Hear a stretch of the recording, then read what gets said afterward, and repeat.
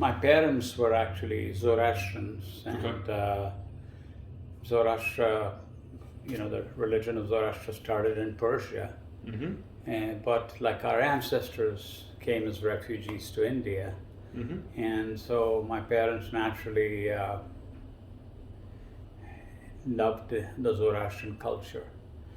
My father was very rich, filthy rich, but because of karma, he lost all his wealth. And then he met a guru, Hindu guru. His name was Bhagwat. And Bhagwat said that don't worry about what you lost, I'm going to give you the treasures of Sai Baba. And when Bhagwat said that, it was Shirdi Sai Baba, the previous incarnation of Satya Sai Baba. And so he told him then not to worry, I'll teach you how to meditate. And then both of them, the guru and disciple, like I was only 5 years old when the guru would ask him to bring me with him. I had another brother, he said, bring your younger son with you. So I'd be sitting there, and then they'd be both going out of the body in ecstasy, and I'd be just sitting there for 45 minutes, and then I'd hear them snore, and I'd know that they're coming back to this plane. Like that, my father would take me to many saints. And some were so omniscient, if I was hungry, I'd be sitting there for a long time, and he said, oh, you're hungry. And they would just manifest a candy. And this was about 2 o'clock in the afternoon. I wouldn't want to eat till the next day, evening supper. The candy was so powerful. And then, of course, I was standing while I was a young boy. I was a teenager, a rebel. I questioned everything, But so this guy was coming. We were standing at a bus stop, me and my dad. My father, he was very far away. He was about 5 minutes away, probably as far as that closest building. My father said, Jimmy, make sure that you touch the feet of this man. He's a saint. And I said, Dad, I don't even know him. Don't ask me to touch his feet. I don't want to touch his feet.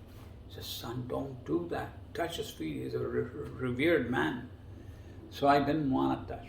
Okay, so after about 4 or 5 minutes, when he came, first he looked at my father and he says, pointed to me and he says, he doesn't want to touch my feet, huh?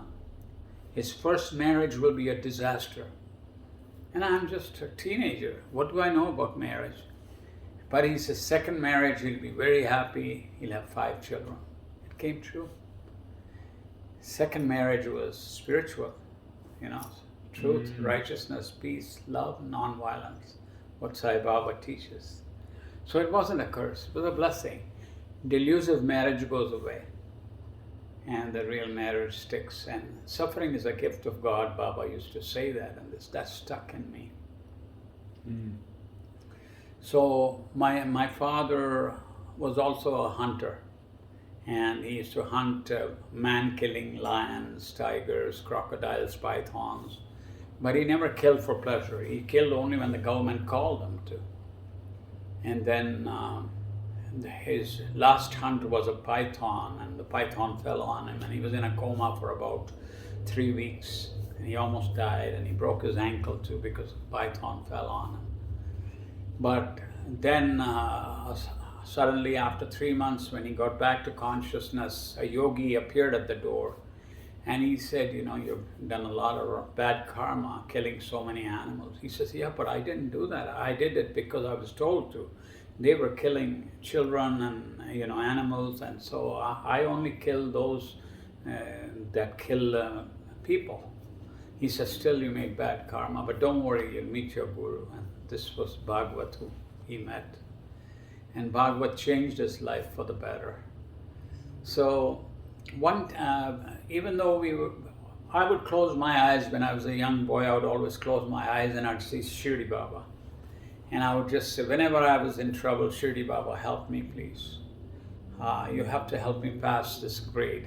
And or this difficult situation. And I would cross it very easily without any trouble. So I was even though I was born Zoroastrian, Zoroaster is the form that you just saw earlier. But anytime I was in trouble, I called to Sai Baba. So one day we were walking on a main street in Pune, where I was living in India, and my father looked at a picture of Satya Sai Baba, in which he said, "I'm God, I've come to save the world." In Krishna incarnation, I picked only one mountain range. In this, I will pick 16 mountain ranges, and the world will know of my glory. Right away, my father was very attracted to it. So he came home, and then he read an article in the Illustrated Weekly of India in which it said Satya Sai Baba is the incarnation for this dark age. So he called me, he said, "Son, you gotta see Satya Sai Baba." I said, "Dad, first you told me Zoroaster was God." So I accepted Shirdi Baba. Now that I'm anchored in Shirdi Baba, why are you telling me that I should turn to Satya Sai Baba? He said, "Son, don't talk like that. This is the same energy has taken another form, that's all. You must see him." I said, "But I love Shirdi Baba." He says, you can continue to love him, but Satya Sai Baba is coming to our town, and you always said you want to go to Canada. I said, "Yes." He says, "Well, he's Shirdi Baba, and he's the reincarnation of Satya Sai Baba, so why don't you go and don't open your mouth, you just go there and he'll read your mind." I said, "Well, if he reads my mind, then I'll believe he's Shirdi Baba, because in my mind I'll just say, I want to go to Canada, can you help me?" And there was no way I could go to Canada because I didn't have any blood relatives, and I was just in school, like first year in college.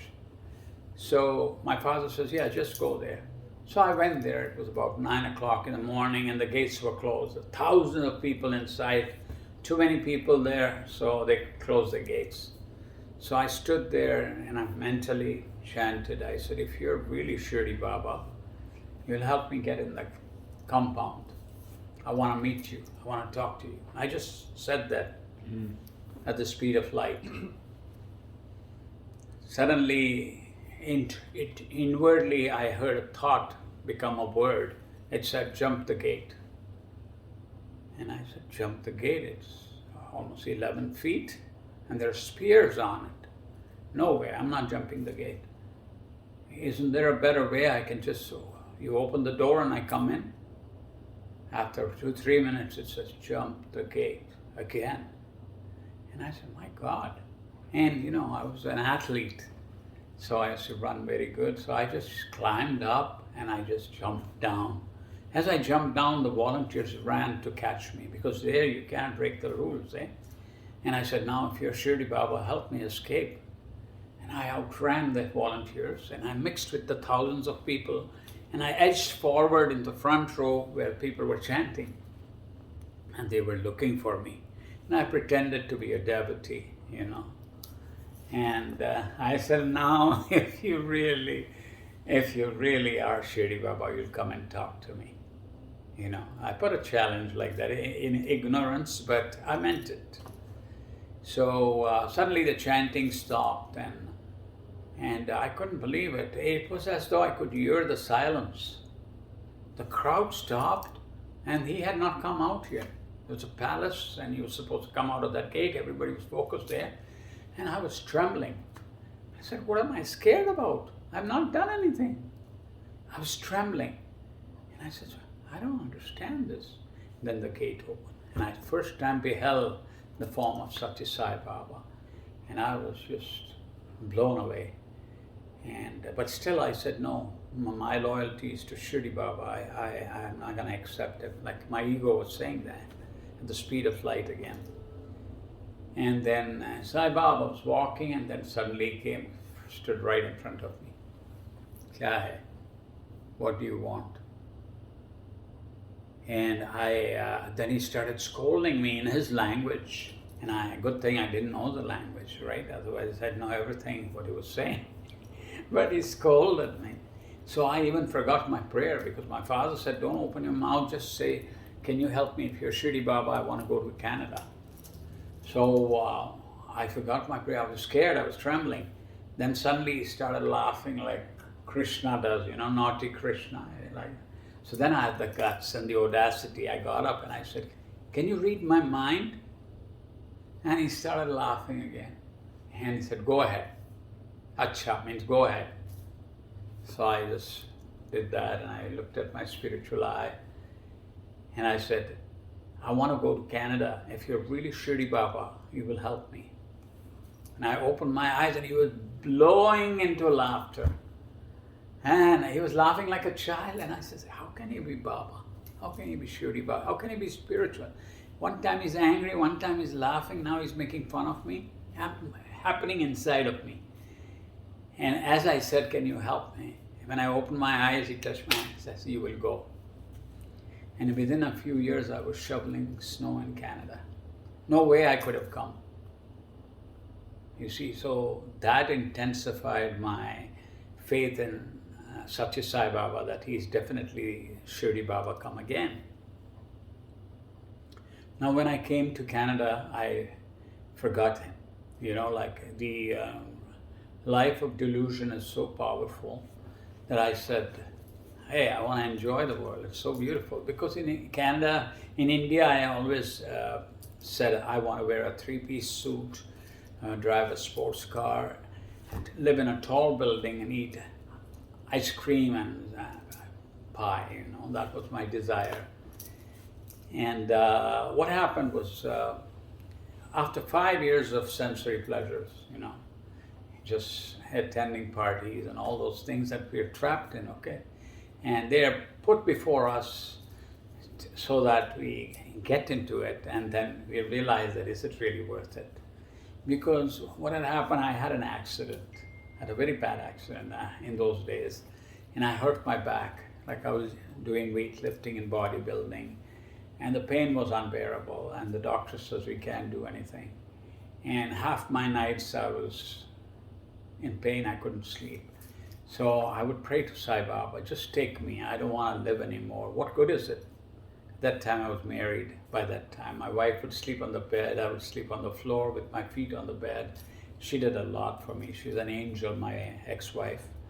I still love her, and maybe not as a husband, but as a devotee, as a spiritual partner, because she was really like a guru to me.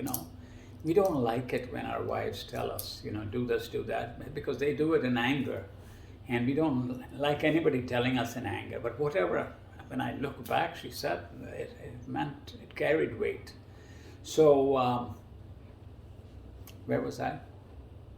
Talking about back pain? Yeah, back pain, yeah. So I was sleeping, and it was about 3 o'clock in the morning. I would lying on the floor with my feet up in pain, and Sai Baba, take me. And then as I said that, right away I felt Sai Baba was right there. And I looked, I said, "Sai Baba." And he smiled and he went like that. And then he went like that. And he threw something and it hit my knee and it fell down. Pitch dark, I can't see what. And he says, "Pick it up and eat it." And I said, "What, Sai Baba?" He said, "Pick it up and eat it." "Swami, what?" And then I just go like that and I pick up a piece and put it in my mouth. It was coconut. I was allergic to coconut before. I ate that and I never felt any cough or anything like that. And as I looked, I said, "Thank you, Baba." He was gone. So next morning, I was feeling better. My pain was less. And I told my wife about it. And I planned to go to India right away because if he can manifest like that, I want to be with him. But where I worked was Ford Motor Company. They didn't give me leave. They said, "No, right now you can't. We need you." So that night I saw Sai Baba. I was riding a bicycle and I saw Sai Baba. I just threw my bike and I touched his feet. And as I did that, he appeared on a mountaintop. So now I huff and I puff and I go up and I touch his feet and he's down here. So I come down, very difficult to come down, And then as I come, he's in a big pit and he's standing there. He said, "Don't come." And the vision was over. So I just wondered what he meant. And what he meant was, don't come now. This is not the time to visit me. Sure enough, next day I read in the papers, in India there was a cyclone where Sai Baba was in that area. So he stopped me from coming.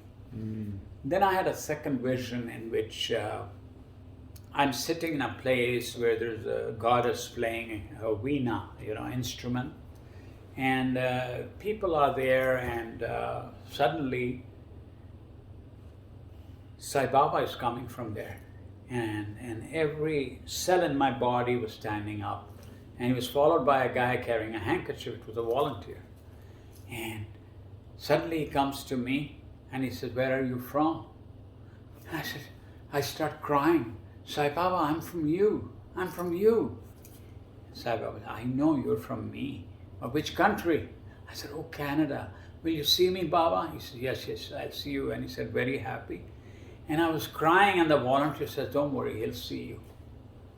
And the vision is gone. So I said, what is that about? That was 6 months before I visited him in his ashram. After the first visit was when I said, I want to go to Canada. That was in 1964.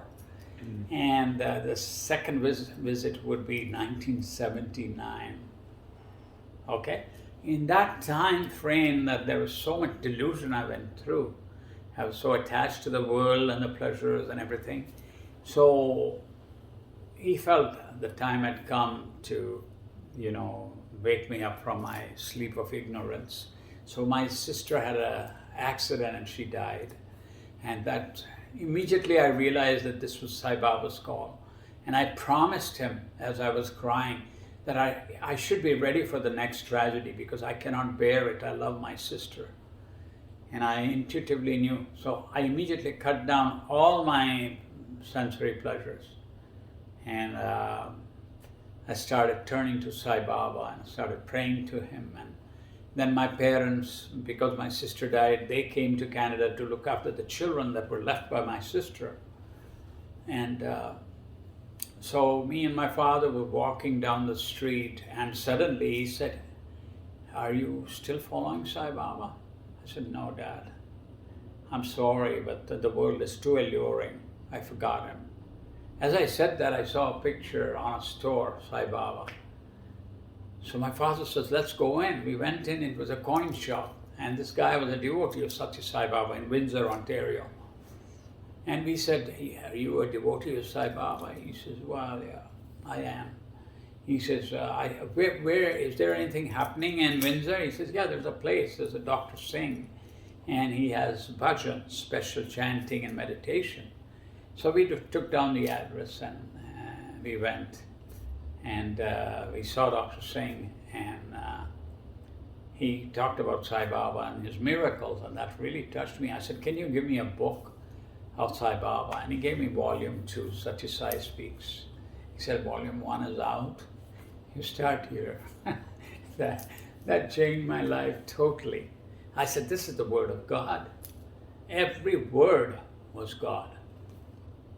So I started praying to Sai Baba, meditating. And so now, 6 months later, I'm supposed to, suddenly Dr. Singh says, "Why don't you come? I'm going to Sai Baba's ashram."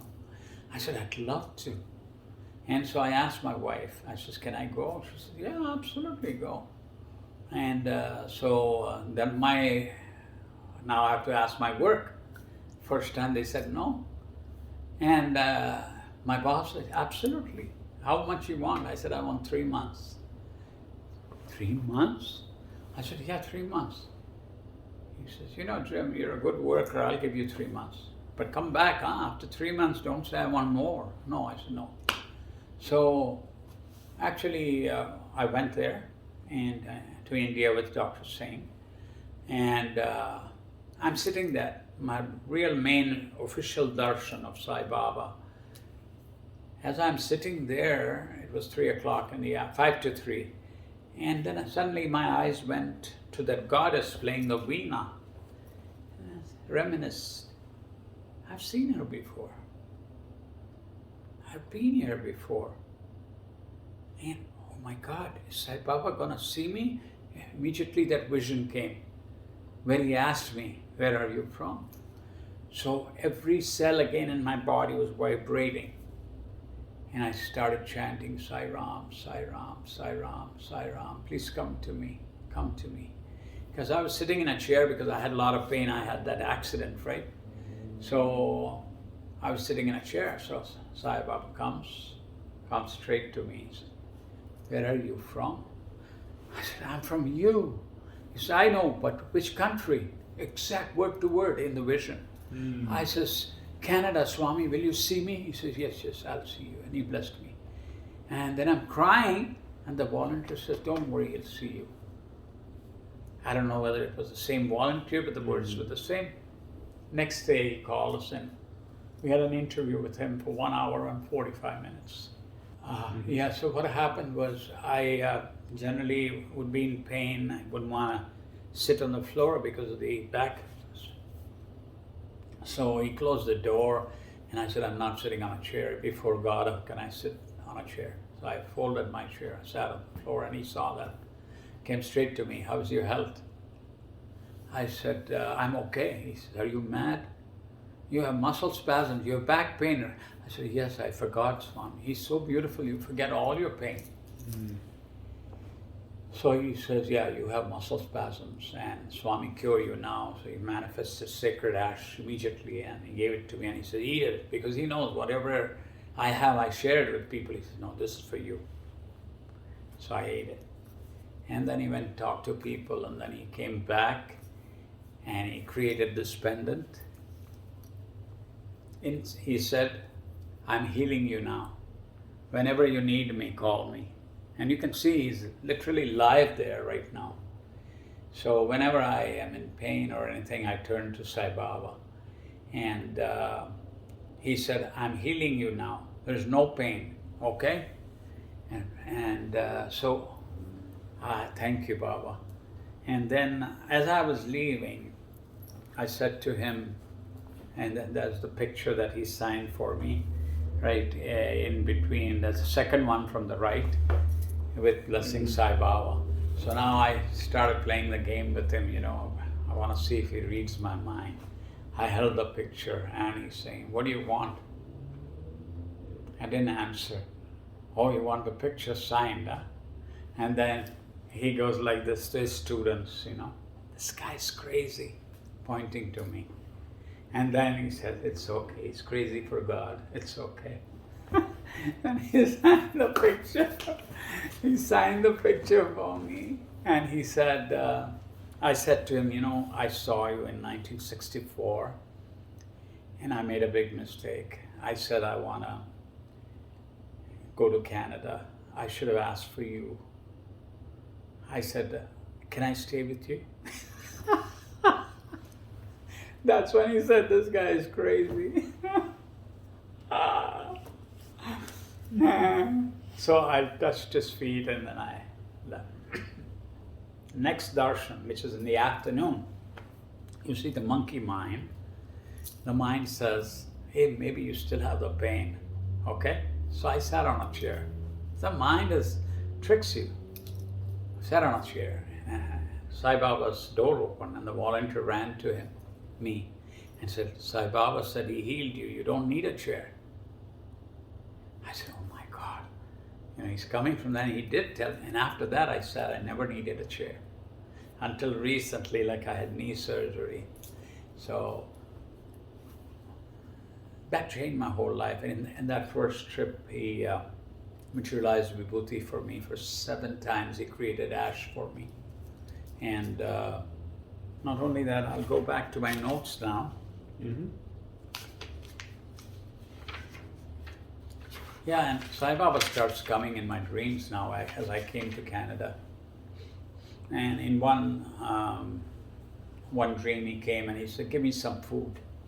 So I gave him some spaghetti and some Indian dishes, and he said, I don't like this, and he didn't like the spaghetti.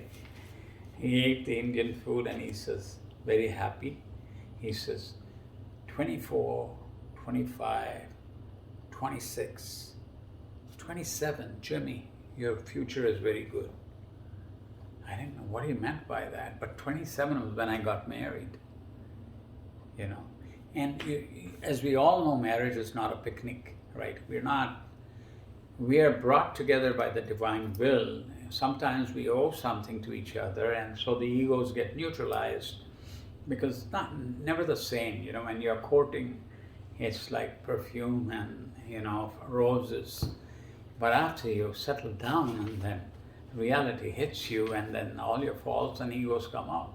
So Sai Baba has often said, like, until you marry, a man remains a boy. Marriage is a spiritual platform, and man is selfish essentially. But when he marries and then he has responsibilities, then he sees his faults. Some change, some don't. But it is all divine will that helps a couple evolve together. So that's how he said 24, 25, 26, 27, your future is very good. And I am definitely, without my marriage, I would not be enjoying this divine pension right now.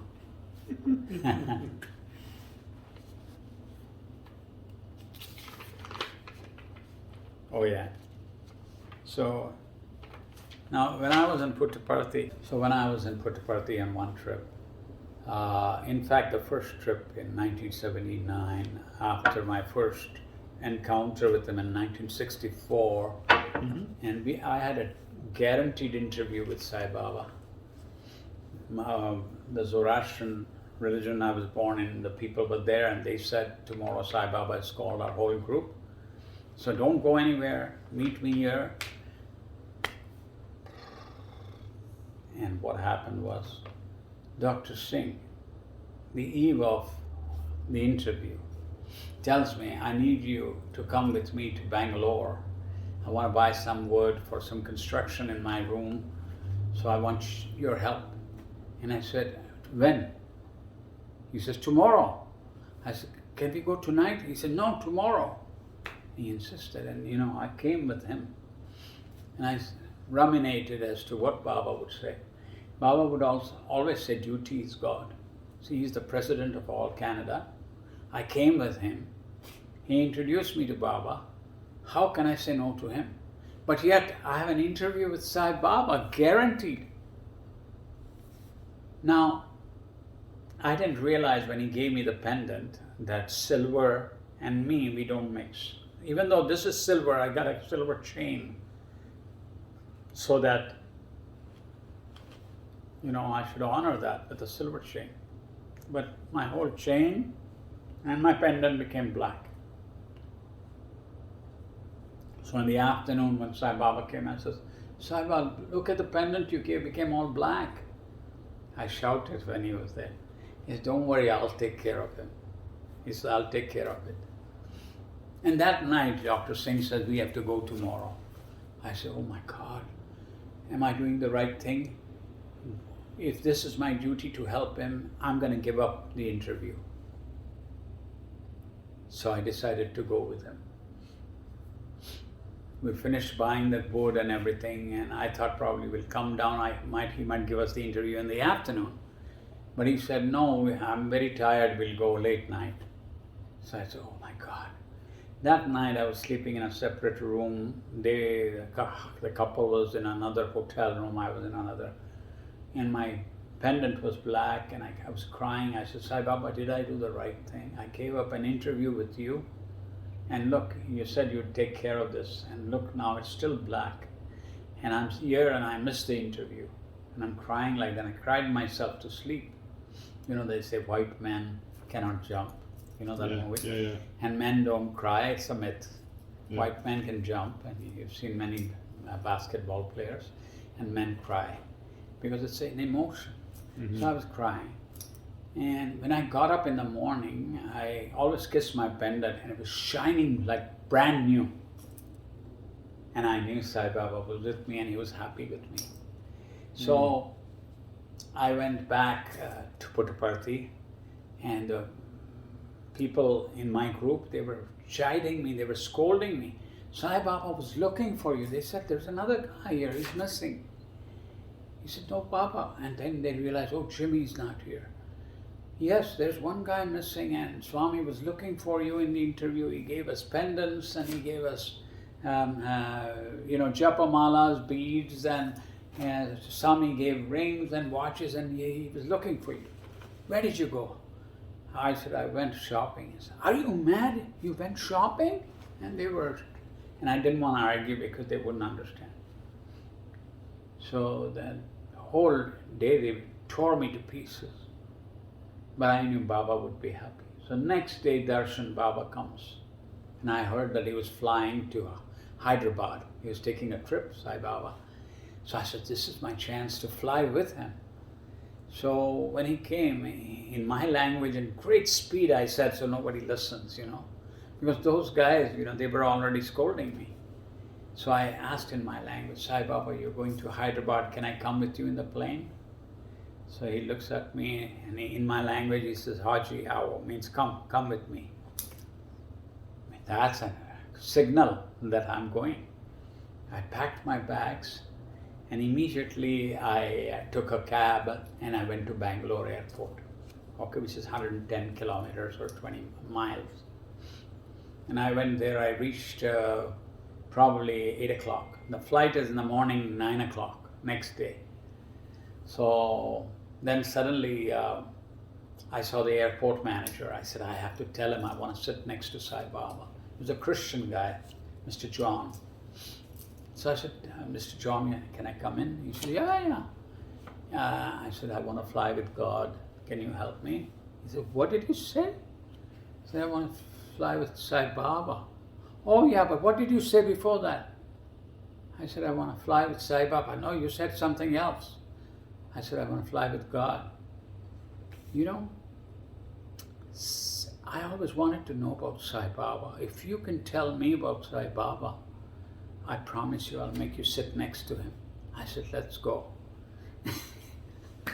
And we sat in the chair, He was sitting in his airport manager's chair. I'm sitting here talking about Sai Baba, my experiences. He was so thrilled. But it was not a bed of roses. When I finished, he said, oh, no problem. Just go to the counter and tell him you want to sit with Sai Baba. I said, but that's not going to help me. He's not going to listen to me. I can't do anything else. You took 1 hour of my time. You said you'd let me sit next to him. Just tell the guy you want to sit now. Whole night I stood in the line. I would sit on the bars, and then the Americans and Canadians were coming. They heard Sai Baba was flying. But I was the first guy because I had come, remember, 14 hours before the flight. More, 15 hours. So when the window opened, I was half asleep. And he says, okay, where do you want to sit? I said, I want to sit next to Sai Baba. He said, there's no Sai Baba here. I said, wait a minute, Sai Baba is flying. He said, I told you there's no Sai Baba. Who do you want? Where do you want to sit? Okay, how about Jogan Rao? That was his right-hand man there. Kutum Rao. He said, no. Where do you want to sit? So I just, in the front, he sits in the front, I put it like that. Right here. So he gave me a ticket. Sai Baba's here, I'm sitting next to him. When the actual thing. Now what happened is, our luggage was boarded in the plane, and all the Americans, Westerners and Indians had already boarded the flight. I wouldn't board. I said, I'm not going till Sai Baba goes up.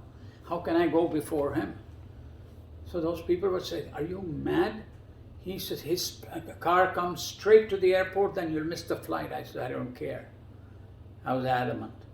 So I waited, and then Sai Baba's car came straight to and I ran, and the police ran and arrested me. They thought I was, not supposed to cross the airport like that. Then I said, wait a minute, I have a boarding card. So then why didn't you go earlier? I said, I cannot go before my guru. He said, oh, Sai Baba, okay. So they escorted me. But still I wouldn't go in. He came, he looked angrily at me like that, and then he climbed up, and I'm right behind him. And then he stops, and all the pilots, the stewardesses, they bow down to him, and he materializes sacred ash to them, and they receive him just like a king of kings. And then when it is all done, he turns around, looks at me and says, "Sit down." Angrily. Okay, now mind you, I hadn't eaten anything since one day before in Puttaparthi. I was hungry. So now the stewardess closes the door and we are ready for takeoff. And then, suddenly time for breakfast. And my mouth is watering. And I said, I haven't eaten. I would have fainted if I didn't get food. But then the stewardess goes to Sai Baba first. I said, "Sir, what can I get for you?" He looks at me and he tells the stewardess, he doesn't eat anything. So then I said, how can I eat if he's not eating? I revere him, I will starve. And he saw that. And then look at the test. The stewardess brings a full plate of meal for the guy next to me, just like when a dog sees a man eat, how he looks. And I was looking at him like that because everything was mouth-watering. And I looked at Baba and he looked at me, but I said, I'm not going to eat. I didn't eat throughout the flight and he was very happy. So then he called me, "Come here." And he said, "Are you related to that lady in Puttaparthi? The bakery? She was the same Zoroastrian." I said, "Sai Baba, just through the heart." "Oh, Sai family?" I said, "Yes." He hits me, he says, "Go back." I said, "Sai Baba, can I kiss your feet?" He said, yeah, go ahead. And I hugged it. I wish the flight was like 24 hours, but it was only 1 hour less. And then I said, "I have something to tell you. Can I tell you?" He says, "Yes." I said, "I've been practicing something in Telugu, your language. Can I say it?" "Of course." And I said, I joined my hands and I said, "Sai Baba, ninnu nenu premastunnanu." Means, Sai Baba, I love you very much. We are 20, 30,000 feet up in the sky. He unbuckles his seat belt and he gets up and he tells everybody in a 360-degree angle, he turns completely. He knows my language. He knows my language. He was so happy that I spoke only one sentence. Then I said, if he's happy, then I can learn to chant in his language. And I learned many chants I sing to please him, you see. So now we're flying again. Then one guy, he was swearing bad words at Sai Baba. He got up and he said, "I don't care who you are. I don't care if you're a guru or God or whatever. I'm getting down first." So my ego went out of proportion. I got up, I said, "Don't you dare talk to him like that." And Sai Baba said, and I said, "But you see, he could just with one blink of an eye, he can throw him out of the plane, but he didn't do that, you see. And because he saw himself suffering in that guy. So he was telling me not to do anything. But when the plane stopped, the force of the devotee's love threw that guy in the tail section. He was just literally thrown out. I don't know what, that was a miracle because he was right before Sai Baba. He wanted to get down first. When the plane stopped, he was thrown in the tail section. He was getting up with his hair all messed up and nobody knew why and how. Now, before that, I had written a letter to Sai Baba. I said, "Sai Baba, I don't know anybody in Hyderabad. Can you help me? I don't know where to go." Because all the Westerners, they would pay like 1,400 rupees a night for a room, And I was there to stay for 3 months, so I have to save my money, right? But I didn't know where to stay, so Sai Baba said, "Don't worry, I'll take care of you." But when the plane landed and Sai Baba went, and the airport was empty. And I said, "I thought you said you'd help me. Where can I go?" As soon as I said that, one lady from behind, she says, "Are you a devotee of Satya Sai Baba?" I said, "No, ma'am, I'm trying to be a devotee. It's not easy to be a devotee." She liked my answer. She said, I saw you talking to Sai Baba in the plane. "Do you have any place to stay?" I said, "No." She says, "I have 2 bungalows, okay? If you don't do any hanky-panky, you can stay in one bungalow and I'll stay in the other. I said, no hanky-panky, man. And we took a cab like, it was a cycle rickshaw. That's a cab. And we went to that bungalow, and my God, I had a whole villa to myself. I was getting 3 meals, rides to Sai Baba's darshans, and also they gave me on that special Yugadi day, kurta and pajama, shirt and pant, white. So you see, when he says, I take care of you, I take care of you. Now, first darshan, I go in Hyderabad, another city. Sai Baba is supposed to come out at 3 o'clock in the afternoon. And I'm sitting there, and I said, I had the first row, so I'd put my mat there, I was sitting, I was in ecstasy, cloud 9. I said, Sai Baba, thank you for bringing me. I sat in the plane with him, came, now I've got the first row. But look how he tests. Suddenly I had an urge to go to the bathroom. I said, no, I'm not going. I don't want to miss this chance. But it was unbearable. Number one, I had to go. So I told the volunteer, please, can you watch? I have to just go. He said, don't worry, just come back. I'll be here, I know you. I went, and when I came back, the volunteer had changed. So I said, sir, you told me I could go back to him. Get out of here. You're lying. I never told you that. And he threw me out, and the gates were locked. Sai Baba started to come, and I'm crying.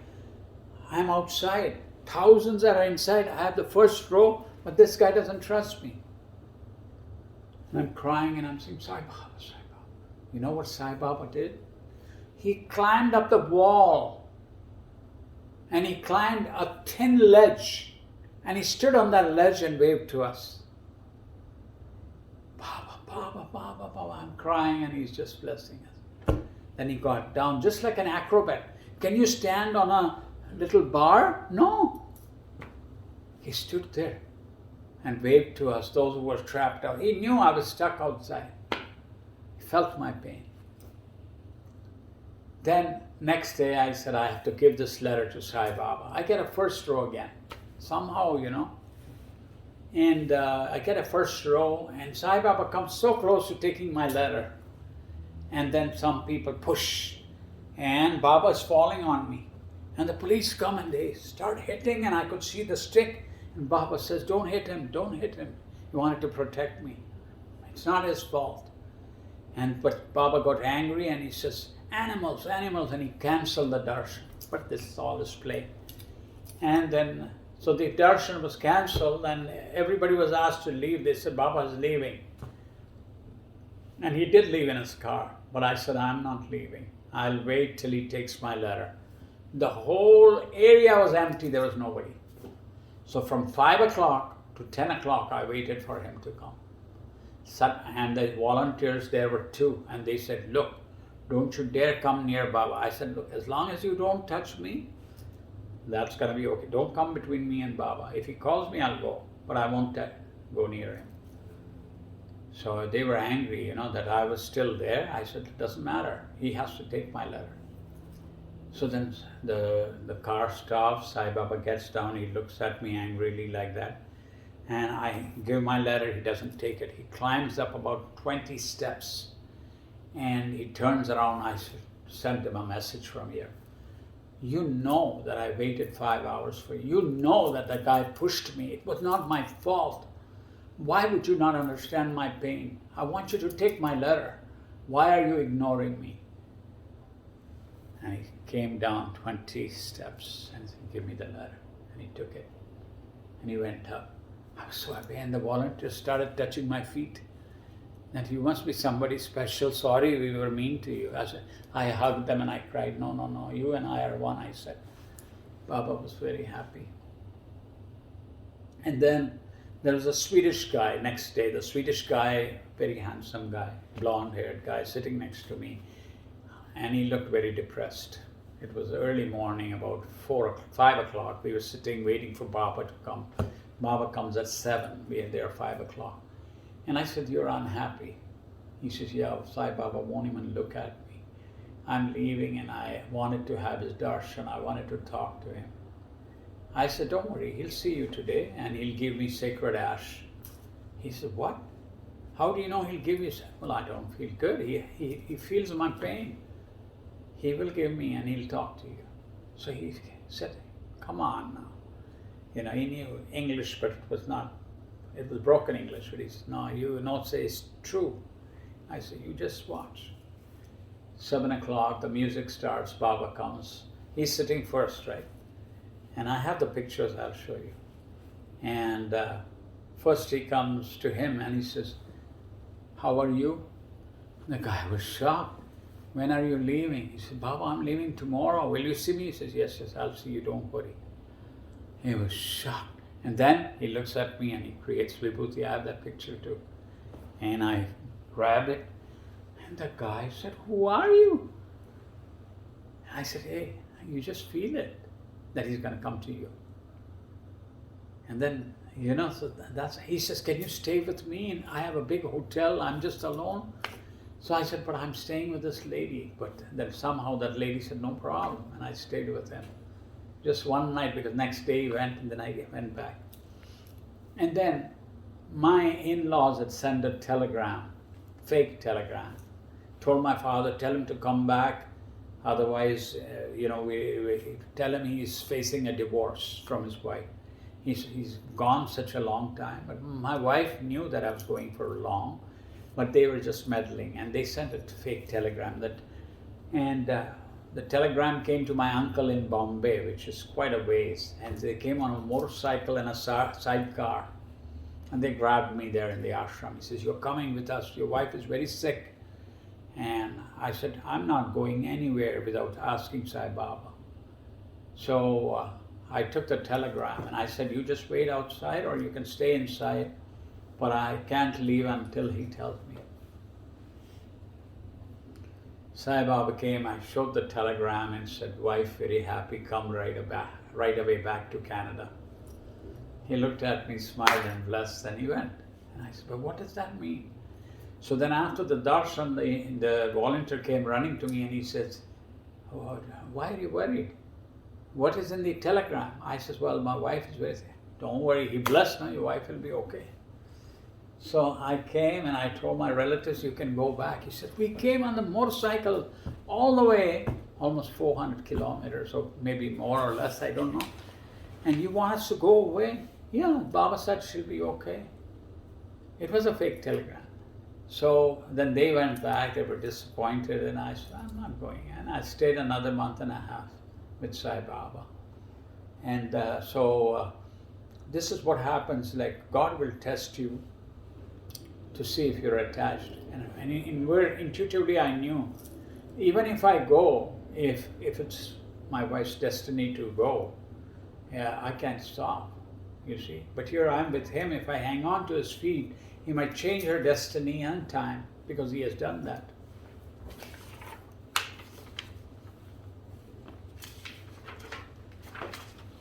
Interesting. When did you make all these notes? In there only. Whenever it happens, I write. Oh, really? Yeah. You've been making it the whole time? Yeah.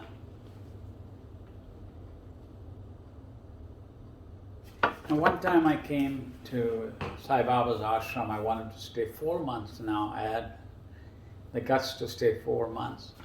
The first darshan, he comes to me and he says, when are you leaving? I said, I just came. He said, leave tomorrow. I said, Sai Baba, leave tomorrow. And I go back to my room and I'm crying. How could you be so stone-hearted? You're omniscient. You're an ocean of compassion. You don't want to hurt anybody. Now you're telling me to go. Is that fair, Sai Baba? But I knew that if I were to disobey him, he'd get me thrown out of the ashram. So I made up my mind, I'll leave. Packed my bag, they were already packed. And so in those days we could bring our luggage right to the darshan line where he would give the audience, not now. So I had a big garland. He came and I said, Sai Baba, this is for you. He put it and he took it out and gave it back to me. I said, Sai Baba, I'm leaving, not because I want to, but I don't want to displease you, so I'm leaving. He said, no, wait, wait, wait. And he kept me throughout 3.5, 4 months, whatever. Never let me go.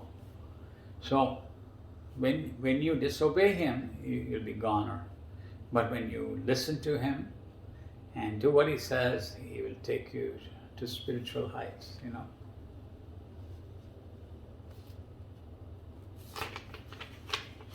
Once I bought a very big picture, 5,000 rupees of Sai Baba. In that he looked like Muhammad Ali the Great, you know.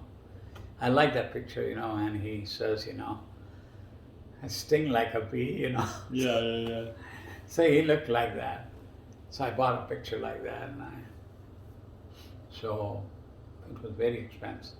I had not paid him, but I said, I'll pay you, I'll go to the bank. But the photographer gave it to me because he knew me. I'm carrying it, and Baba called me for an interview. And he said, you're wasting my money. And I said, how do you mean? That picture, it's very expensive. You got a lot of pictures. I'm in your heart. No more pictures. I said, but Baba, I like this picture. You pose so good. You look so handsome. Return it. I said, but the photographer won't take it. Tell him I said so. Darshan is over and the photographer is coming from there. I said, I can't take this. Oh, no, I can't take it. I have to ask my wife. Wait a minute. Sai Baba just told me you'll take it. Yeah, okay. If he said so, I'll take it. And he took back the picture.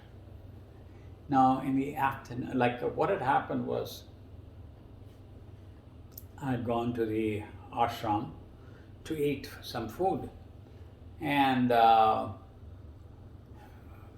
they were serving food in the pictures of Baba, you know, old magazines and all over Baba's pictures were there and people were stepping on it. I didn't like it. So I went in there and I told the coordinator, I said, are you mad? People are walking all over the pictures of Sai Baba. You can't do it in this. So he got 10 times more mad and he threw me out. Get out of here. You're trying to tell us what to do. Get out.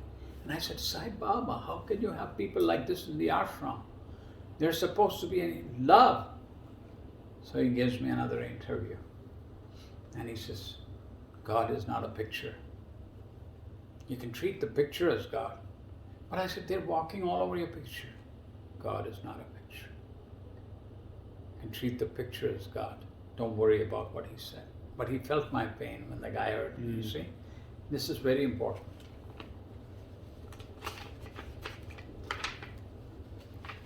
Now, this is an experience I'm going to tell you which will really touch the reality of Satya Sai Baba. He called me in an interview once and he said, go back, do your duty. And I said, I don't want to go back, Sai Baba, I came to stay with you. Go back, I'll be with you, in you, around you, I'll protect you.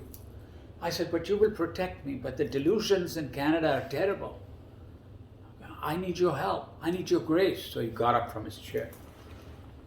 Take my grace, he went like that. I said, no, Baba, you got to protect me. Its delusion is very powerful. He said, go, I'll take care of you. So I go back. I didn't want to go back, but I came back. Only about 29, 30 hours after the interview, I was in Toronto land. Somehow I got a flight.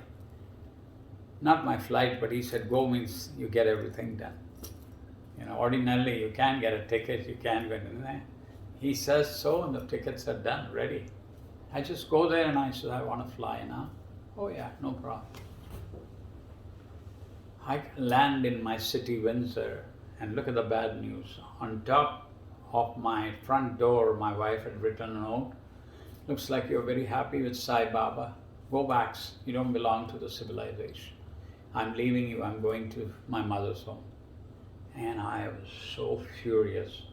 How could you do that? You said you'd protect me, you'd be with me, in me, around me. So I went up, climbed the steps, went to the first floor, threw my bags, I had my coat jacket. I just slept and I was crying. I said, you're supposed to be truth. Your name is Satya. How can you be truth? Where are you? And it was 2 o'clock in the afternoon. The sun was shining through the window. And I was crying, and then suddenly the sunlight changed into a golden ball of fire. And inside was Satya Sai Baba alive. And I said, Baba, now I'm getting up. So if I'm getting up, it's not a dream, it's not an illusion, it's not a hallucination, because he's there. And the ball of light is just like a snowball, like filled with light and electricity, and the ball of fire turns around like a tire, but Sai Baba is still there. And now, just like a snowball gathering speed and momentum and snow, the ball of fire is gaining fire, and it's coming to me, and it's coming, and it's coming, and Sai Baba, you're in my heart, and the fire all around me, but it didn't burn me. And I was shocked, and I knew that this was not just a... So immediately he guided me to go back to Toronto, bring your wife. So I went immediately. I was tired, but I drove to Toronto. And she opened the door and she hugged me. I said, this is a miracle. I thought you wrote a letter. She says, yeah, I wrote a letter, but I miss you. And she was pregnant with her first child. And I said, let's go. She says, okay. And then she came with me. And so when we went back to Puttaparthi, Sai Baba, that's when he told me about the picture. He said, you're wasting money. I'm in your heart. And he looked at me like that. You don't need pictures, he said. I'm in your heart. He says, you don't need pictures to worship me. You see, that is the power of an incarnation. Wow.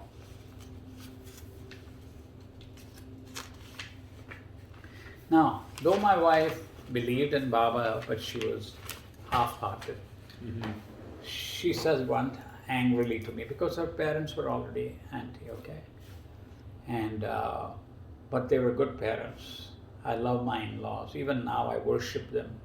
Because of them I'm enjoying this pension, And because of the script that God wrote, that my wife left, that I can dedicate my life just to my aspirations to evolve to a higher state of consciousness. When you're married, sometimes it's difficult, right? But here now you have no son, no daughter, no mother, no father, no wife. So you can spend your time in spiritual exercises, meditation, and like energization, and a Hong Saw, and the Om technique, and the Kriya Yoga that Yogananda teaches. So my wife was saying, how come everybody is going to India? They can afford it, we can't afford it. And how come Baba doesn't come in my dreams? And I told her, look, he will come if you call out to him. She said, oh, I called, but he doesn't answer. I said, okay, take this picture, put it under your pillow, and just make Sai Baba your last thought. So she started chanting, and she's a very spiritual woman, very pure at heart. All the yoga masters, Yogacharya loves my wife, Zareen.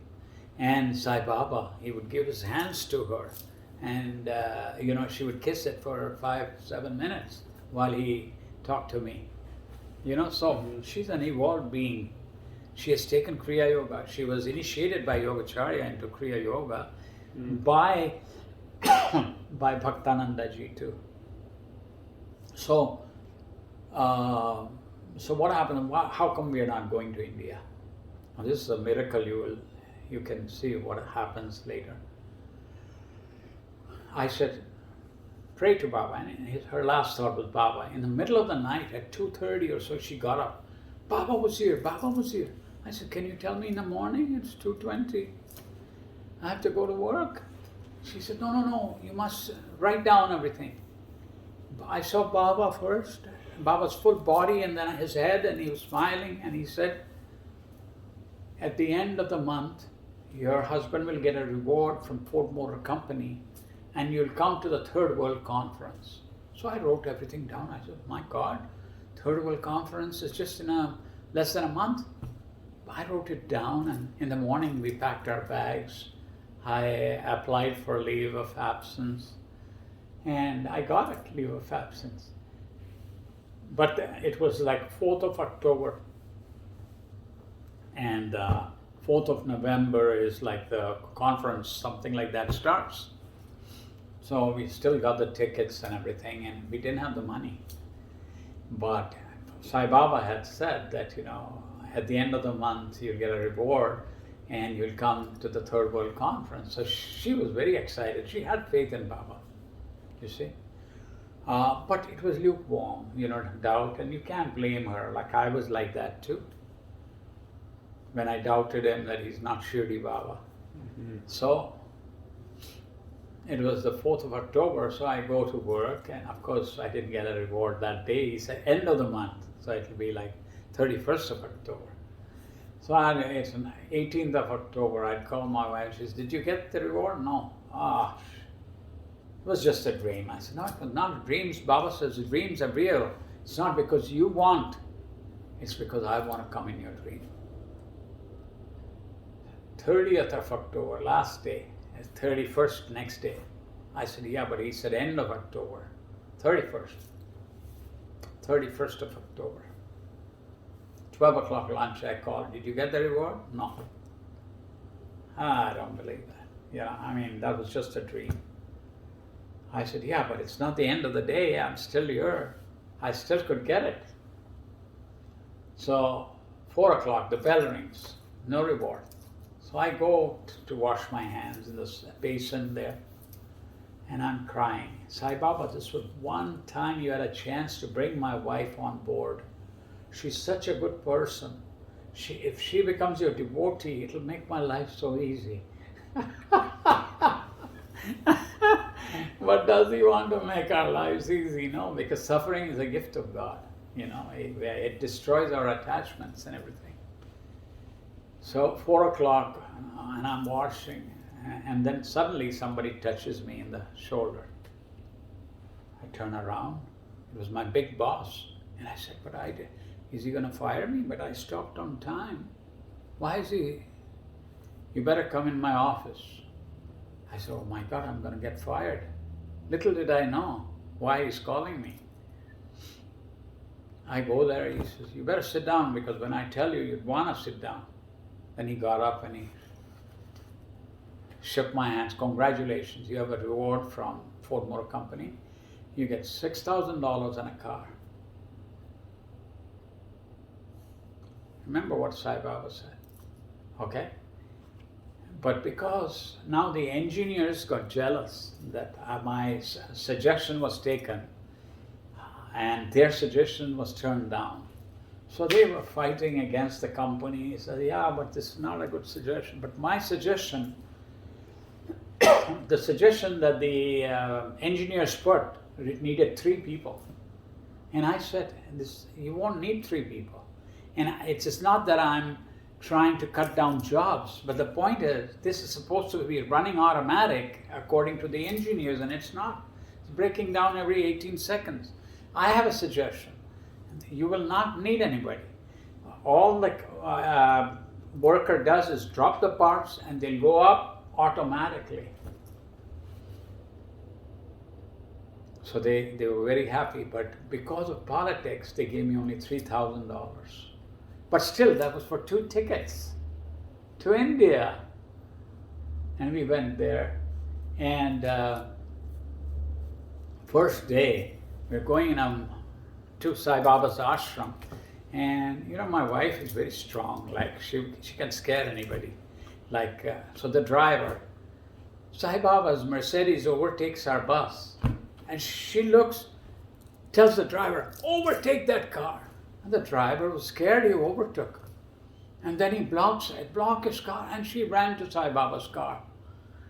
And then immediately Sai Baba got down and said, hey, no discipline.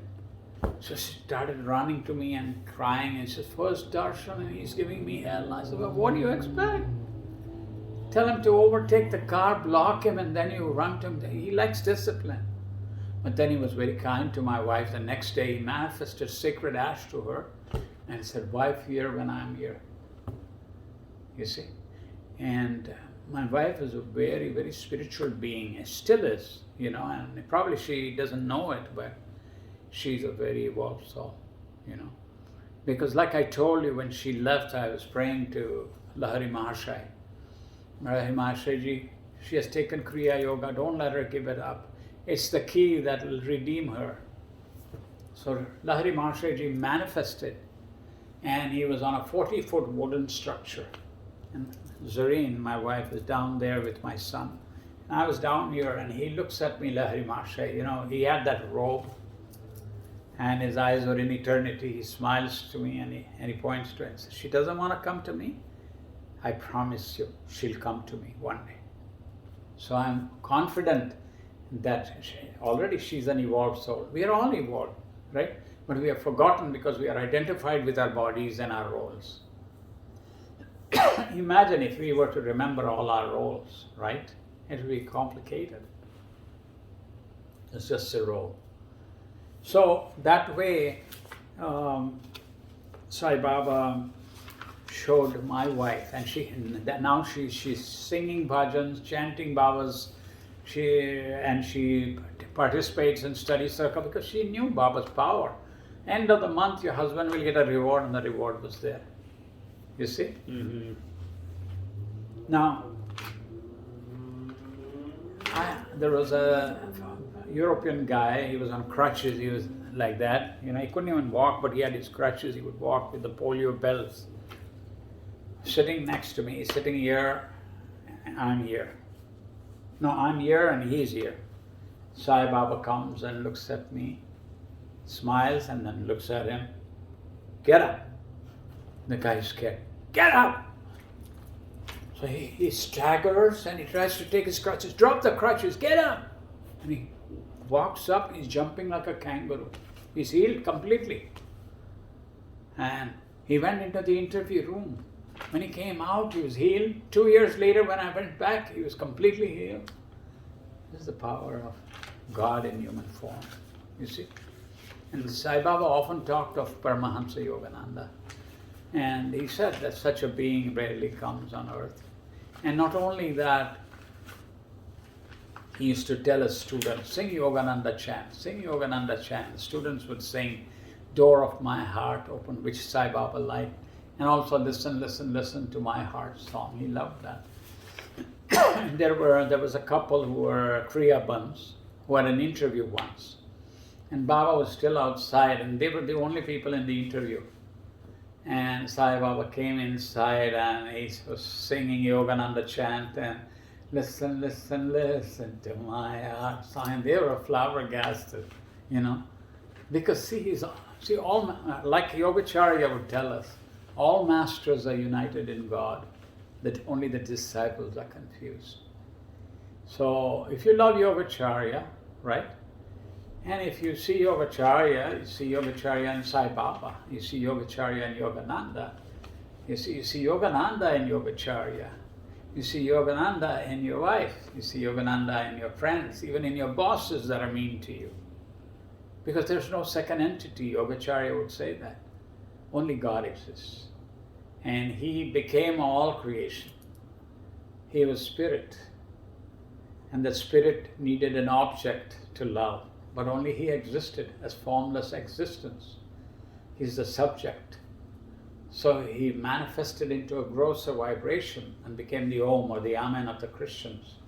And became the Holy Ghost and the earth. But it was inert, so he placed himself in all creation, and all creation came to life. But it's he only that has become all creation.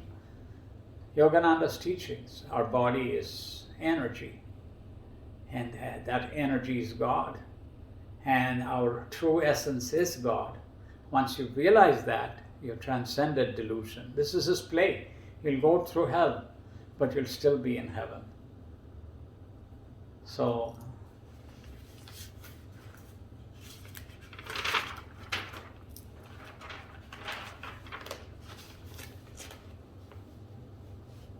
yeah.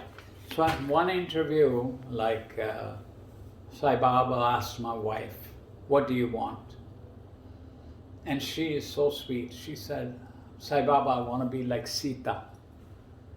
You know, my wife, I'll show you her picture. She's very beautiful. And she said, I want to be like Sita. Sai Baba touched his hand and he pushed her. I'll make you a Sita. She's already a goddess. She's already a Sita. Whenever I see her, even now, I see only goddess in her. And so then he said to her, have a son. She said, no, Sai Baba, I have only one girl, enough problems, no more. Then he looked at me and he said, what did she tell you 5 years ago in the delivery room when I gave her a daughter? Didn't she say, I wish I had a boy? And she was shocked. How does he know? I said, yes, Swami. Now I'm saying have a son. And she's saying no. So I turned to her and I said, Zareen, he's God. We should have a son. Don't worry, Sai Baba, we'll have a son for you. Then he looked at me, he said, what do you want? And I had read Yogananda's books. And in that Yogananda says, Jivan Mukti is what you should desire for. Meaning, if you come again and again, be like a fisher of souls, right? You will be in the world, but the world will not touch you. So I thought that would be great. I just chant, meditate, and he got very angry. So, and he wouldn't talk. I touched his knee. I thought he said, what do I want? Will you give me Jivan Mukti? Still angry for 45 seconds. I said, Sai Baba, you said, ask me what I want. I'm asking for Jivan Mukti. Will you give me Jivan Mukti, Baba? I had the guts to ask him. Then he touched my chest. He says, do your duty and I'll free you in this life. But he doesn't tell you what your duty is. The interview is over. So I started mopping my kitchen and my wife says, get out of here. That's not your job. So I thought, that's not my duty. I come to Canada, I do work at Ford's, I help other people, and those guys called the union on me, he's doing my job. I said, okay, that's not my duty. Because he doesn't tell you what your duty is. In case that's my duty, I want to be free. So it's like a trial and error. What is your duty? It took me 10 years to realize, through deep, intensive meditation, that my duty is help ever, hurt never. And Yogacharya, after my divorce, told me, do you know why you broke up? I said, no. He says, because you tried to take away her free will. And I got angry. I said, Yogacharya, how did I take her free will away? He says, because you would tell her not to eat this, not to eat that, that's junk food. She has free will to eat junk food. Who are you to tell her? I said, but then it'll hurt her. Yeah, and then it'll hurt you. I said, but isn't it right to protect your wife? He says, you're not going to protect your wife. God does that. Never give wisdom to your wife, he said. Then he says, would you throw food to a stray dog? He's going to bite you. So then I said, what should I have done? When you know a person doesn't listen to you, he says, feed them ignorance. Tell them it's very good. You should have bought 2 20-pound bags of potatoes, cut them, fry them, and give her French fries she liked. But you said fried food's no good. And you were taking away her free will. If you would have done that, she would have loved you. Now she hates your guts. This is how Yogacharya talked. I said, but why are you telling me now? It's like salt to my injury. Why didn't you tell me before? He said, we're not supposed to.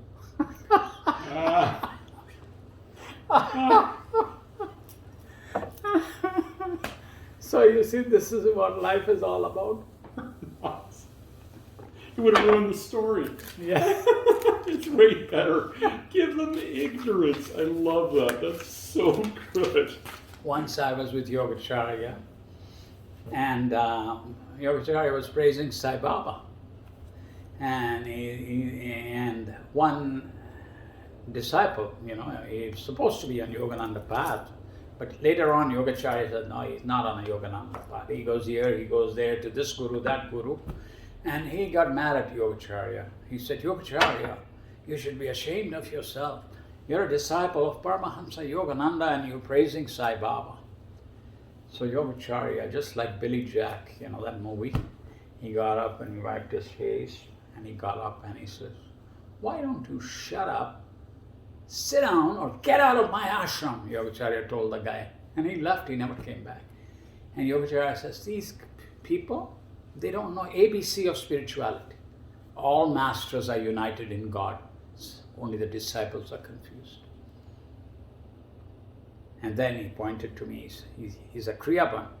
He loves Yogananda. He's a devotee of Sai Baba. All masters are united in God. I used to pray when I used to be with Sai Baba. I used to pray Sai Baba.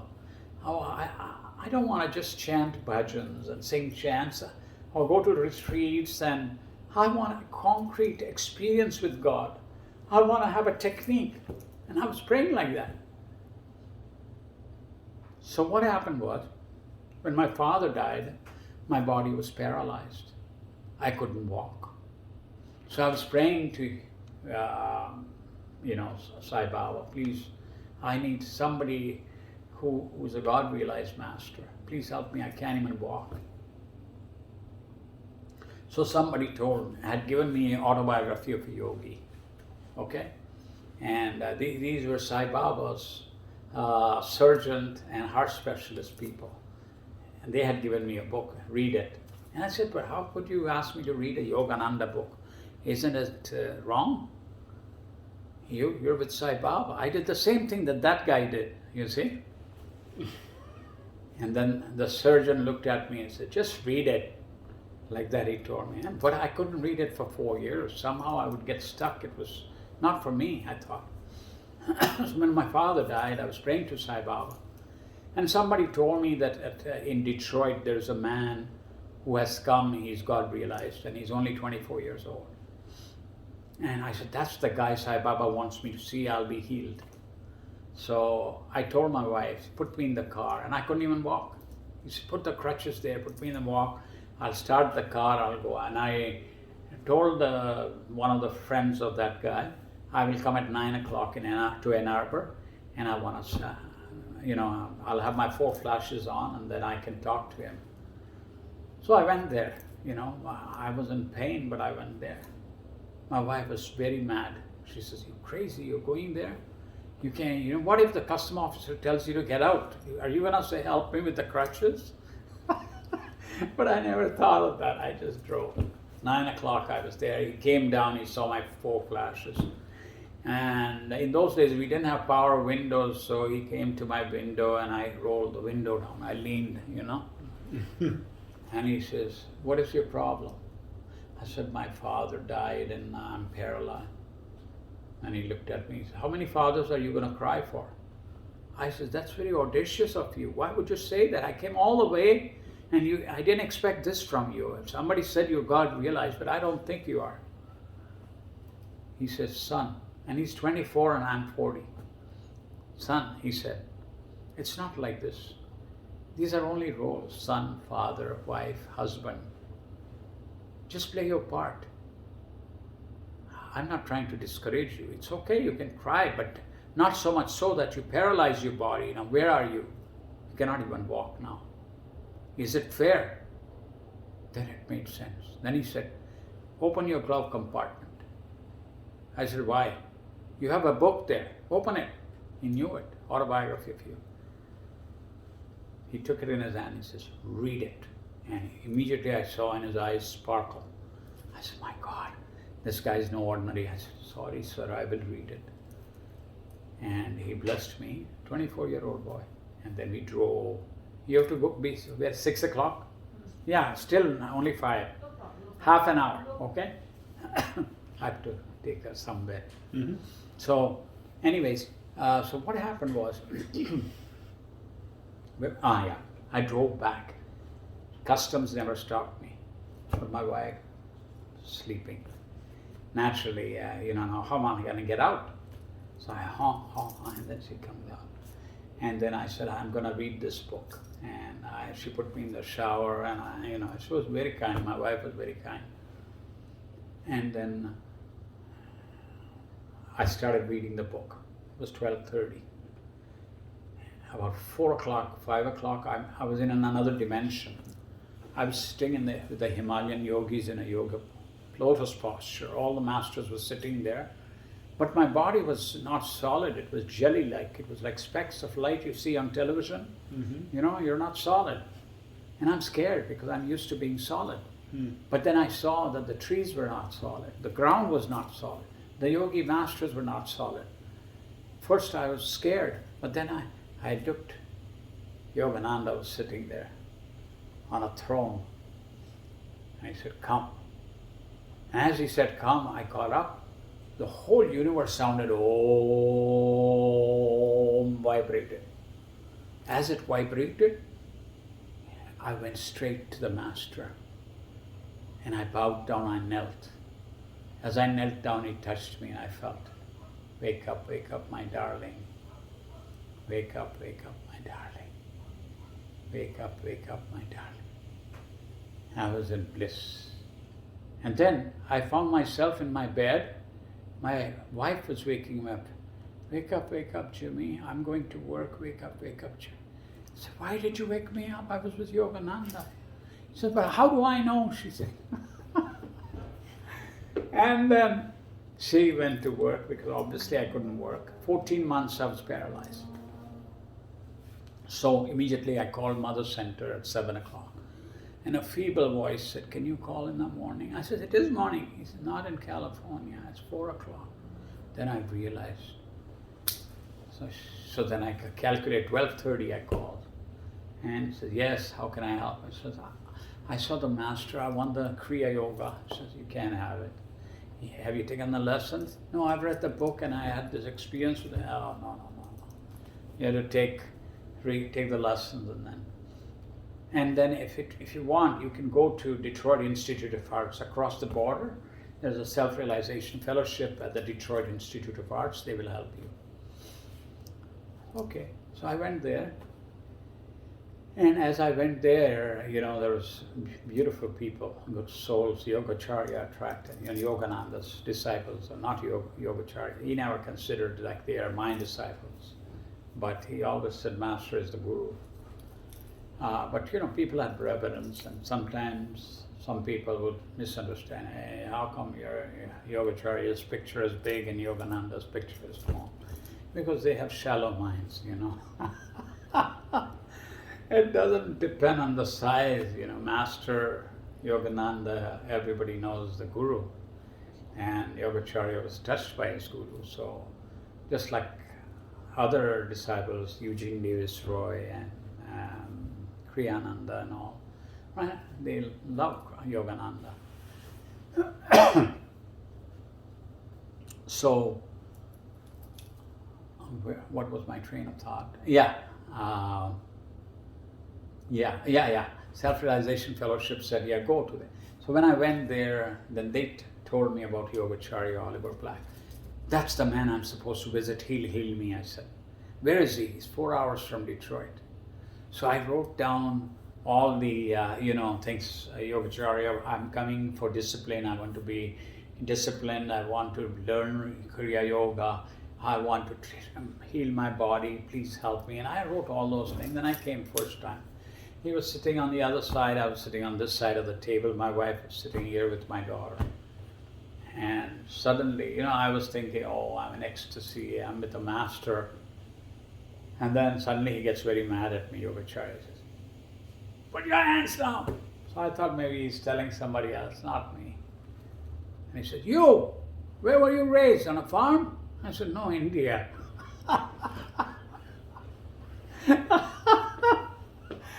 Put your hands down. And he was very mad. And I didn't give him that letter. I said, discipline me. He was already starting to discipline me. I never gave him that. Imagine if I gave him the whole list.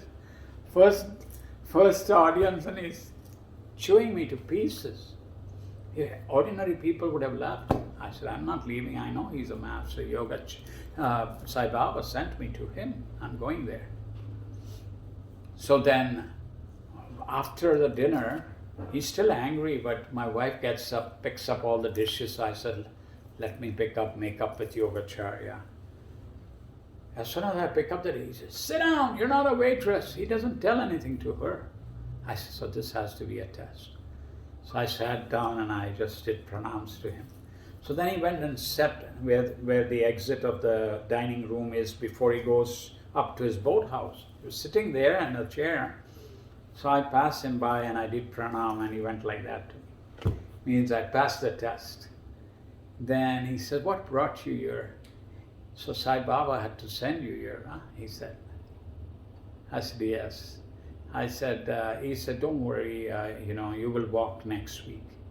And he told me, go and see Nirmala. There was a lady there who was taking care of the clerical duties. And he said, she'll help you. You have a lot of toxic poison. He touched me. He says, next week you'll walk. So Nirmala showed me the formula. Now, 2 level teaspoons in a tall glass of warm water, put salt in it, and take it. Boy, that works like magic, but you must be very close to a washroom. Otherwise, a lot of times I was very far. I took it, by mistake, and I'm supposed to take I-75, and there was a traffic jam. I had to go to the washroom. So guess what I did?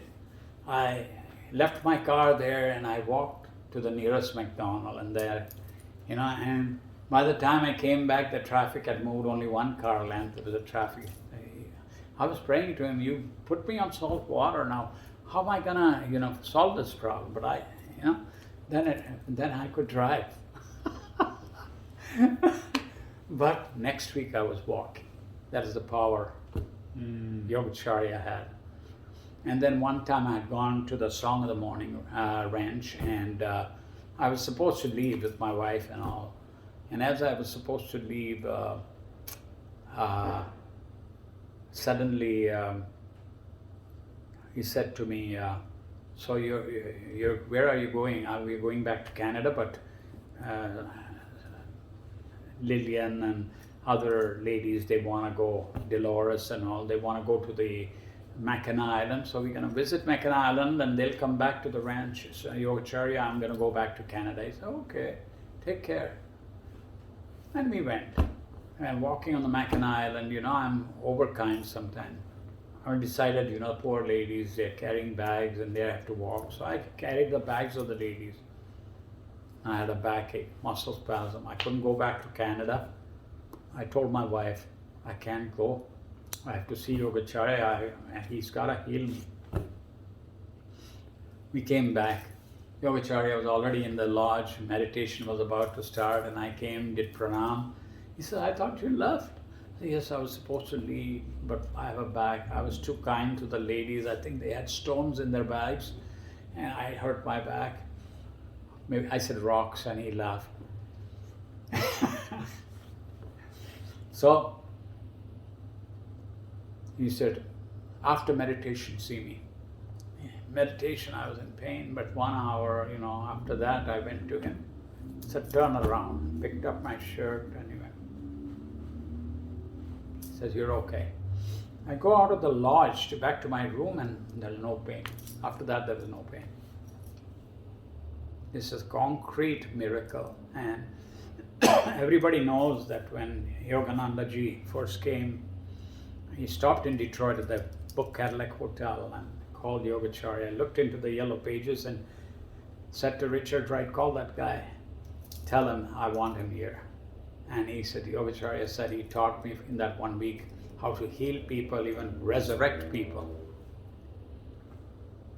And there was one instance where one lady was very critical of Yogacharya, Oliver Black. And she said, I don't care, he's a fake. And she used to come to Detroit Institute of Arts. I don't know what her name was. But anyways, so then she said, why don't you take me to him? I'll expose him. I said, I'll take you to him. But, he's a master. He said, I don't believe that. So she came with me.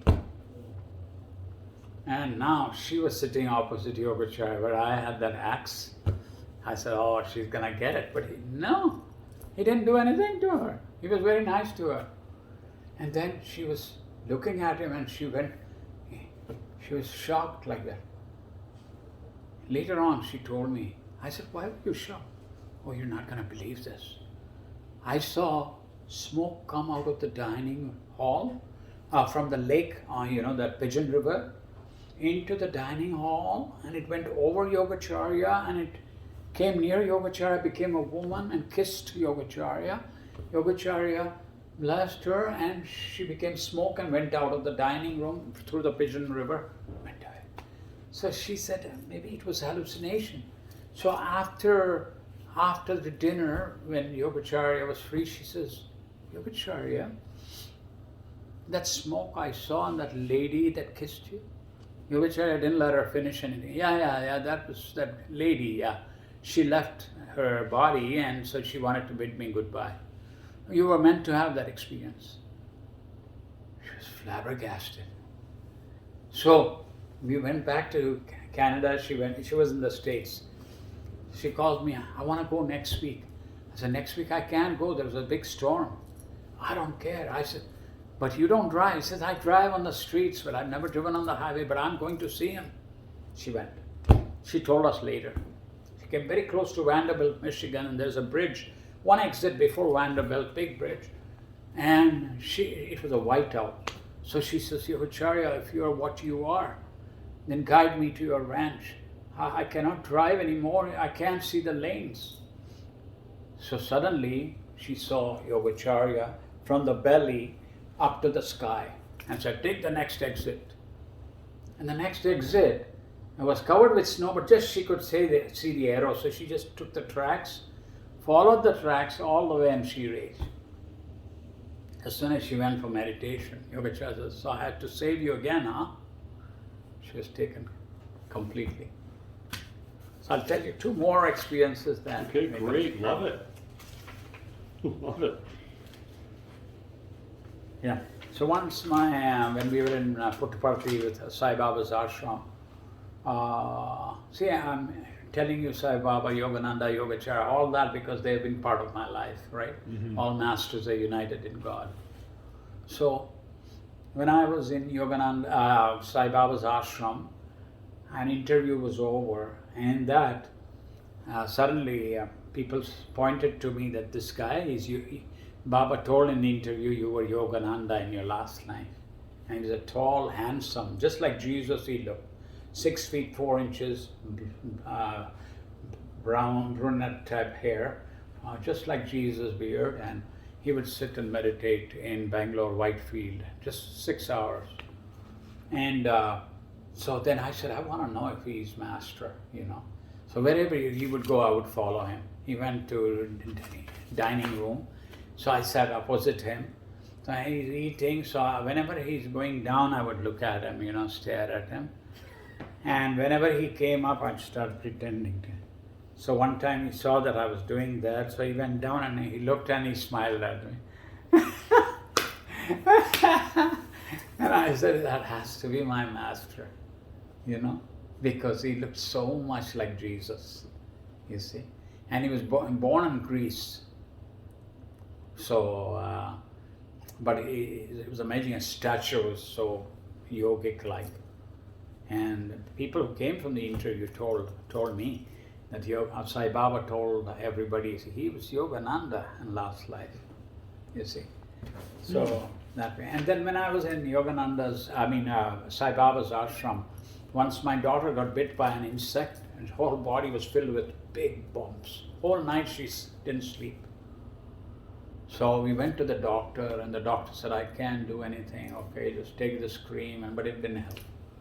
So she had not slept, my daughter nor my wife had slept, nor I had. So Sai Baba called my wife in with the daughter. And that time he didn't take me in, he just took them and my mother. And he told me, he says, I've already seen you. I don't have room in the interview room. Is it okay if you go back? And I said, Sai Baba, you can't send me back. People will think I'm a reject. He said, but I don't think like that. I said, yeah, but how can I go? How about I stand on one foot? He said, no, please, I've given you so much. And I said, okay, this is for you. And I gave him that cloth. So he says, I'm blessing it. Put it in your meditation room. I have it. I'll be with you, in you, around you. I'll protect you. I went back.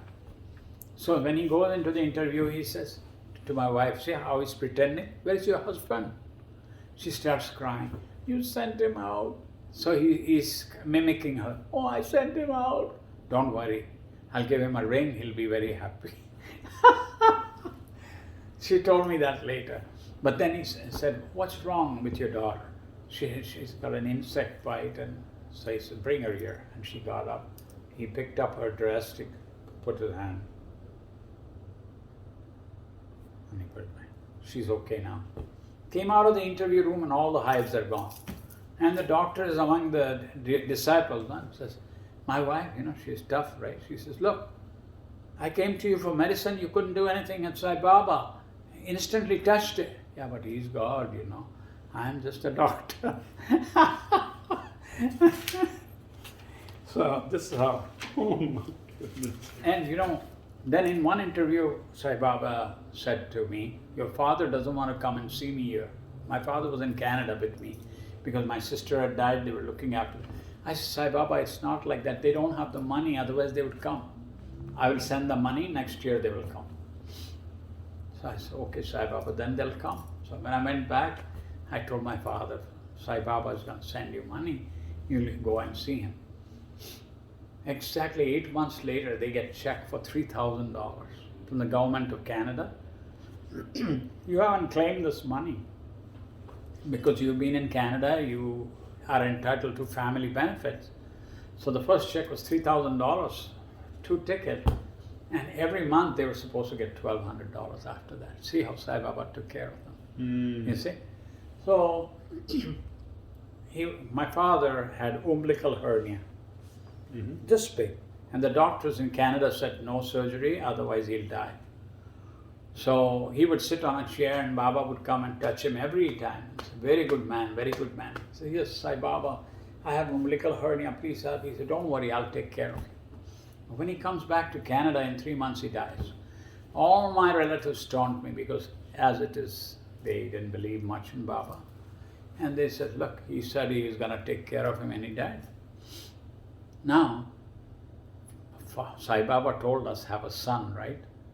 Okay, and within 3 months, my father dies, but a psychic had come to when my father died, and she said, is your wife pregnant? Baba told us to have a son, right? I said, how do you know? Did my wife tell you? She said, no, don't be silly. I'm asking you, is your wife pregnant? I said, why are you asking me that? Then I asked my wife, did you tell her? No. I asked my mom, did you tell her? Because they were in the interview. No. Then she says, you don't believe me. Your father just told me, tell Jimmy not to cry. I have placed myself in his wife's womb. Tell him not to cry. I'm coming as his son. So now, after some times, the women, they get itching and they don't want to sleep with the husband. She says, I can't sleep with you. I'm sleeping in the other room. Okay. And then I slept in this room. It was middle of the night, and I was in another dimension. Suddenly I heard my father, Jimmy, come over here. And it was coming from where my wife was sleeping. And I was scared. I said, no, I buried him. I'm not going there. And I had to go to the washroom. But I said, no, I'm not going there. 15 minutes he called me, Jimmy, come over here. And it's my father's voice. After 20 minutes, I had to go to the washroom. So I didn't go to the room. I just go to the washroom, shut the door, and I was about to sit on the seat. And the door opened. Bang! And guess who it was? It was my wife. She was pregnant with a child. And she hugs me. I had an urge to hug you. I said, go away from here. You were in that room. She said, no, I can't leave you. I said, let me finish the job, for God's sakes. And then we came and we slept and I hugged her. And I tell you this is the truth. Nobody is going to believe this, but if you tell people this experience, suddenly my wife's arms became like my father's, the clutch, everything. She became my father. See, the child was in the womb. And I said, Dad, is that you? And he started laughing. Of course it's me. Who do you think? I'm an old man. Ha ha ha. And I said, let me go. He said, I'm not going to let you go. I've come back from the other world. And then I saw him standing near me. And he says, remember Baba said, I'll take care of you? And he picked up his robe. It was not earthly, divine robe. And there was a mark. He says, in the other world, it's just same like here. Sai Baba made instruments, astral instruments, laid me down. And he cut me, took it out, and he created vibhuti, put it on. And he said, just stay there. You'll be well in no time. And then when I got up, there was just a mark and there was nothing. And he said, this will never come back to you. And he told him, he says, Baba sent me back. He said, I'm coming as your son. And so he says, on earth it's all grab, grab, grab. But son, here it's so beautiful. If I tell you, you'd say, I want to die now. But don't do anything like that. Do your duty and then earn the divine pension I'm enjoying now. This life is so beautiful. And his body form started becoming ethereal. I had held it, his feet, and it became like smoke. And I said, Father, don't go, please. And all I heard was, foolish man, eye never dies. And I woke up again. My wife was there. My father had died with jaundice when my son was born. He was born with jaundice. When my son was born, I called the psychic. She was in Toronto. I was in Windsor. Picked up the phone. She picked up. He said, don't tell me anything. I just saw your father. He was coming out of your wife's womb. And that's why you called me. I said, yes. So even when my son was a teenager, I would tell him, Cyrus, I want you home by 9 o'clock. Then he would say, Dad, you know who I am. I'm your dad. How do you tell a son like that? And he's a very spiritual man now, my son. He's never had one argument with me. I just wanted to share these experiences with you. If I read all the experiences, you'd be here till 4 in the morning or even later. But whatever I could, I shared with you. We'll have to save some because I have to drive her back. Yeah. That's why. Of course. Well, thank you so much. That was great hearing all of those stories. I'm so happy. See, I feel you're also a very spiritual force. When I look at your videos, I say, my God, this if the animals and the birds and the bees love him so much, he must be loved by God. In you, he is most pleased. Otherwise, he wouldn't come to you as a bird, right? Yeah. Or an animal. Because even my father had a dog. He loved him very much. His name was Jimmy. And when he died, he wouldn't eat, drink, sleep. So my mother said, don't do that. When we have a son, we'll call him Jimmy. So then he started eating and everything. And on his last day, this was his last joke. 3 hours before he passed away, he was very serious. And I said, Father, what's wrong? He said, no, I want to confess something. I said, but Father, you never behaved like that. He said, I want to tell you something. I loved you more than my pet dog, Jimmy. And I said, Dad, I never doubted you. Why are you saying that? You know what he said? Because you never barked at me. And dog, when you spell it backwards, is God. Yeah, you're right. And he loved me. That was his last joke, and 3 hours later he passed away. Jai Guru, Jai Sai Ram. Jai Guru Sai Ram.